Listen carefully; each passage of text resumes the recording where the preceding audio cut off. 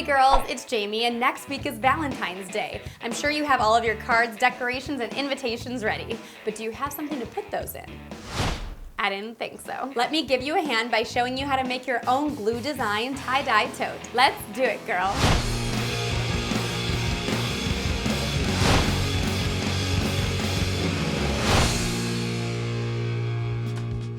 For this craft, you're going to need a plain canvas tote bag. I bought this at a craft store for $4. Make sure to grab a board or an object that you can place inside of your bag for designing. I went with a pair of school binders. You're also going to need washable glue gel, scissors, rubber bands, rubber gloves, and complimentary fabric dyes. I bought this kit for $10 at the same craft store where I bought my tote bag, and it already came with the rubber bands, rubber gloves, and the dyes. But of course, you can just buy your fabric colors individually, as well as some squirter spray bottles to put them in. Finally, make sure to keep things clean.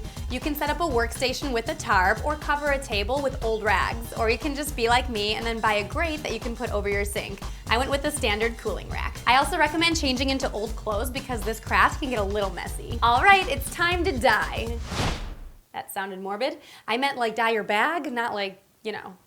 I mean, this is a Valentine's Day episode, not a Halloween episode, am I right? The first step is to prep your tote bag for your dyes. If it's a brand new bag, then feel free to wash it in warm water ahead of time in order to soften the fabric. Then slip your board or object inside your tote to stretch the fabric tight. Again, not only is this a safety net to keep the glue gel from seeping in towards the other side of the fabric, but it also allows you to draw your designs onto your bag more accurately. That said, you might get a little bit of residue on your board, so just be prepared to wash it after gluing. Speaking of which, the next step is to draw in your glue gel designs. Since it's Valentine's Day, I'm going to create a big conversation heart in the center with the words "Be Mine." Then I'll draw some cute small heart decals in random spots. Let the glue gel dry completely. I'm not kidding when I say that the glue needs to be 100% definitely, completely, unquestionably dry.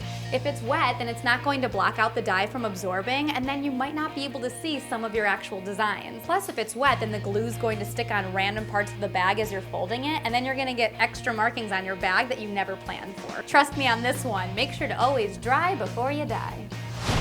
Words to live by. Once your glue gel is completely dry, remove your board. Then carefully fold your tote accordion style into one long strip. If you wanted vertical stripes, you would fold your tote from top to bottom. I folded my tote left to right in order to make horizontal stripes. Then, using rubber bands, bind your bag into sections. Each section will receive a new color. For my bag, I made 5 sections total. All right, it's tie-dye time. Mix your fabric dye according to the instructions on the box, and then place your dye into your bottles. My kit did all the hard work for me, so all I have to do is add water to the bottle. Right before adding your dyes, make sure to lightly dampen your tote in cool water. This will help the color of the dye to absorb quickly and efficiently. I'll place a nice red color in the center section. Then I'll move on to a pretty pink for the 2 sections bordering my red color. I'll finish the outside parts of the bag with a dark purple. As for the handles, I'll dye with all 3 colors. Feel free to flip or rotate the bag in order to distribute your dye evenly. When finished, let your bag sit on your workstation overnight,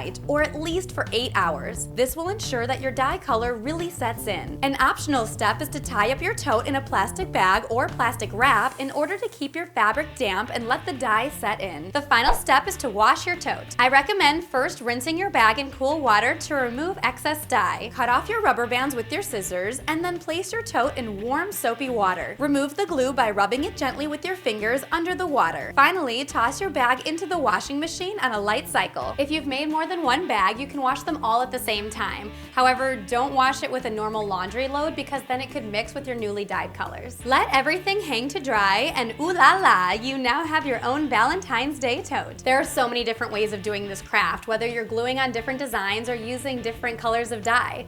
And you can just skip the rubber band binding and go ahead and just use one color for an ombre effect, like I showed you in my dip dye t-shirt video from a while back. And you can use any extra glue and dye to apply this technique to anything cotton or canvas, whether it's old t-shirts, sneakers, or more. How did you make your Valentine's Day tote? Tweet me at Jamie Petito, Instagram me at HeyJamie, or just tell me all about it in the comments below. We did it, girl. I'm Jamie, and you're on Gurl.com. Answering your tie-dye questions. Do you have to use glue gel? Well, with time and experience, I found that the dye tends to bleed underneath the letters if you're just using white glue, so it doesn't give you the cleanest of lines. What if your glue doesn't seem to be drying? Well, if you've waited hours and your glue still isn't drying, then you can go ahead and use a blow dryer on any trouble spots. Or you can just grab a paper towel last second and dab any trouble areas before you go on to tie-dyeing. I'm not kidding when I say that you're Drew. Do you know a Drew? I do. Like a bad Dr. Seuss book.